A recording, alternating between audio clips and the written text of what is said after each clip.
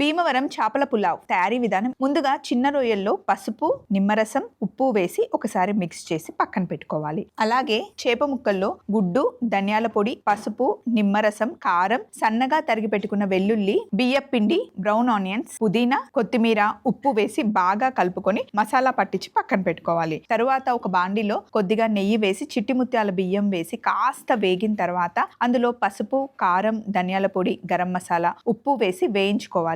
ఇప్పుడు పులావ్ కోసం గిన్నె పెట్టి కొద్దిగా నూనె, నెయ్యి వేసి వేడెక్కాక మిరియాలు, బిర్యానీ ఆకు, యాలకులు, అనాస పువ్వు, సాజీరా, బండ పువ్వు, దాల్చిన చెక్క, లవంగాలు, పచ్చిమిరపకాయలు వేసి కాస్త వేగాక అల్లం వెల్లుల్లి ముద్ద వేసి పచ్చి వాసన పోయిన తర్వాత ఉల్లిపాయ ముక్కలు, ఉప్పు, పుదీనా, కొత్తిమీర వేసి ఒకసారి కలిపి చక్కగా కలర్ వచ్చేంత వరకు వేయించుకొని మ్యారినేట్ చేసుకున్న రొయ్యలు కూడా వేసి కారం, ధనియాల పొడి, గరం మసాలా వేసి కలుపుకొని ఇప్పుడు వేయించి పెట్టుకున్న చిట్టి ముత్యాల రైస్ కూడా వేసి ఒకసారి కలిపి సెట్ చేసి ఆల్రెడీ మరుగుతున్న నీళ్లు పోసి కలిపి మూత పెట్టి దమ్ చేసుకోవాలి. తరువాత ఒక పాన్ పెట్టుకొని నూనె వేసి ఫిష్ ముక్కలు పెట్టి రెండు వైపులా మంచిగా ఫ్రై చేసుకొని మనం దమ్ చేసి పెట్టుకున్న చిట్టి ముత్యాల పులావ్ పైన పెట్టుకొని సర్వ్ చేసుకుంటే అద్దిరిపోయే భీమవరం చేపల పులావ్ రెడీ అవుతుంది.